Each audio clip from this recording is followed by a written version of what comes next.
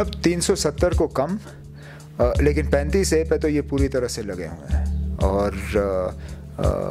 शायद पार्लियामेंट के ज़रिए नहीं, लेकिन अदालत के ज़रिए तो इनकी लगातार कोशिश है। आप खुद जानते हैं कि सुप्रीम कोर्ट में हम एक केस जो है वो लड़ रहे हैं, और उसमें मुख्तलिफ़ पार्टीज़ ने 35A को बचाने के लिए जो है अपना वहाँ पे वकील खड़ा किया हुआ है, चाहे वो कश्मीर बार एसोसिएशन का हो, नेशनल कॉन्फ्रेंस का हो।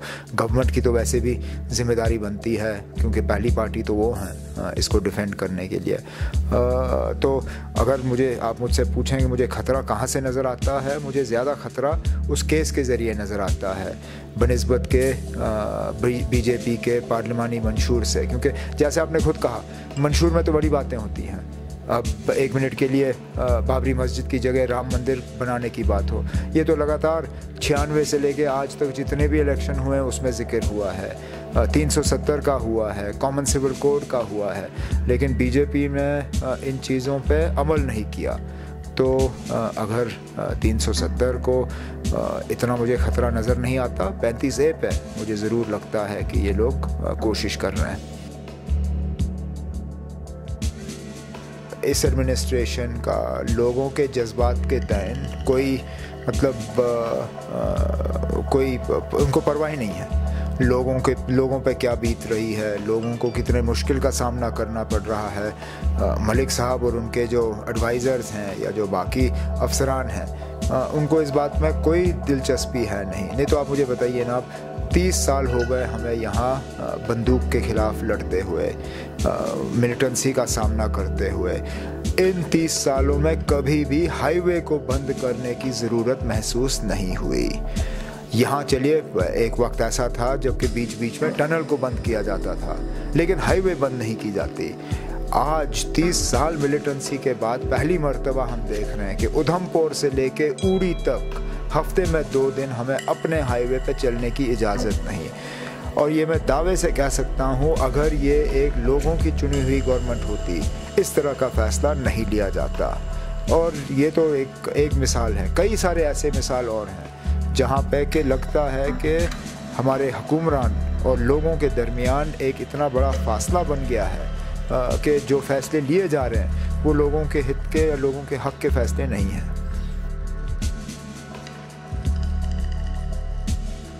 एक मिनट के लिए अगर हम माने कि वज़ीर आज़म साहब ने मुल्क को झूठ नहीं कहा, आज ही किसी टीवी चैनल पे मोदी साहब का बयान है कि जम्मू कश्मीर का मसला जो है वो सिर्फ 2.5 डिस्ट्रिक्टों का है। अगर ये मसला सिर्फ 2.5 डिस्ट्रिक्टों का है तो हमें इलेक्शन क्यों नहीं दी जा रहे? और वैसे भी मुझे ये बताएं, बल्दियाती इलेक्शन हो सकते हैं, पंचायती इलेक्शन हो सकते हैं, पार्लिमानी इलेक्शन हो सकते हैं, लेकिन असेंबली के इलेक्शन नहीं हो सकते। ज़रा खुदारा मुझे समझाइए, ये कौन सी जमहूरियत है कि आप बाकी हर तरह के इलेक्शन कर सकते हो, माँ सिवाय वो इलेक्शन जिससे कि लोग अपनी हुकूमत चुन पाएँ। मैं उम्मीद कर रहा हूँ और मेरी तमन्ना भी यही है कि 23 मई को मरकज़ में हुकूमत बदले और जल्द से जल्द यहाँ के लोगों को अपनी हुकूमत चुनने का मौका मिले। इस तरह के हालात और उन हालात में ज़मीन आसमान का फ़र्क है। मैंने 98 में इलेक्शन लड़ा, 99 में इलेक्शन लड़ा, हमने 2002 में इलेक्शन लड़ा। उस दौर के इलेक्शन और कैंपेन में और आज के कैंपेन में ज़मीन आसमान का फ़र्क है। और यहाँ तक कि ये देखिए ना, मुझे आज तक कोई सिक्योरिटी फोर्सेस का अफसर नहीं मिला जिसने कहा कि हाँ जी हमने ये हाईवे क्लोजर की मांग की। आर्मी वालों ने भी हाथ ऊपर किए, कहा हमने मांगा ही नहीं, तो इसलिए हम हफ्ते के 7 दिन अपनी गाड़ियाँ चलाएंगे। बाकी भी पुलिस वाले भी कहते हैं ना, ये तो हमारा आइडिया था नहीं, हमें कहा गया कि हाईवे बंद करो, हम कर रहे हैं, लेकिन हमने हाईवे बंद करने की जो मांग है वो हमारी नहीं है। तो समझ में नहीं आता, अगर आर्मी ने नहीं मांगा, अगर पुलिस ने नहीं मांगा, मैं सोचता हूँ कि CRP वालों ने नहीं मांगा होगा, जब 30 साल में उनको इसकी ज़रूरत नहीं पड़ी तो आज क्यों मांगेंगे? तो फिर राजभवन में बैठे बैठे ये किसको आइडिया आया कि चलिए ना हम लोगों को तंग करते हैं, उड़ी से उधमपुर तक हाईवे बंद कर दो।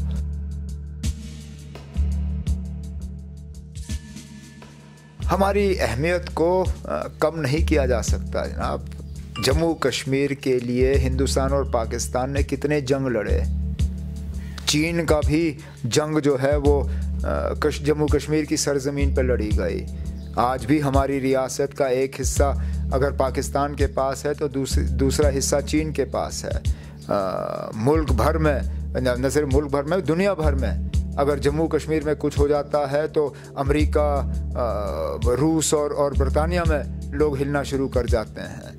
हमारी अहमियत जो है इस बात से नहीं है कि हमारी आबादी कितनी है, हमारी अहमियत इस बात से है कि हमारे इश्यूज़ जो हैं वो हटके हैं। जम्मू कश्मीर जो है पूरे मुल्क में एक अलग रियासत की जो है हैसियत रखती है। हमारा अपना झंडा है, अपना आइन है, अपनी खसूसी पोजीशन है, इसलिए हमें बाकी रियासतों के मुकाबले ज़्यादा अहमियत भी दी जाती है।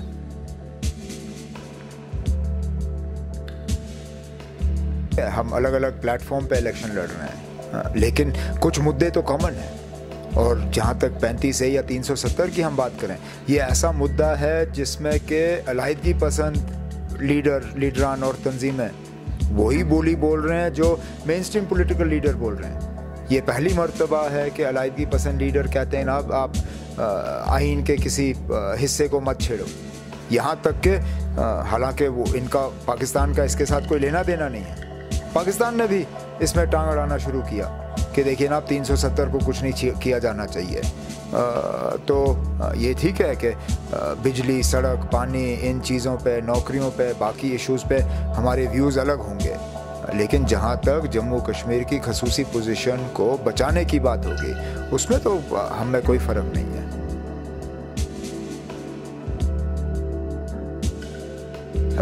कुछ हद तक डिस्प्रपोर्शनेट है, लेकिन मुझे लगता है ये इस बात का भी एक सबूत है कि हम जानने वाले लोग हैं, अपने मुस्तकबिल का फ़ैसला खुद करना चाहते हैं, किसी और पे नहीं छोड़ना चाहते।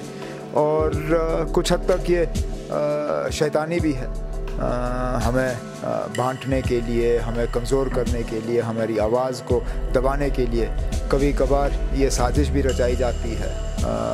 लेकिन देखना, जो पॉलिटिक्स में आता है या फील्ड में आ जाते हैं, अच्छी बात है, वो अपने व्यूज़ रखें, अपनी सोच जो है लोगों के सामने रखें और लोगों को खुद फैसला करने दें।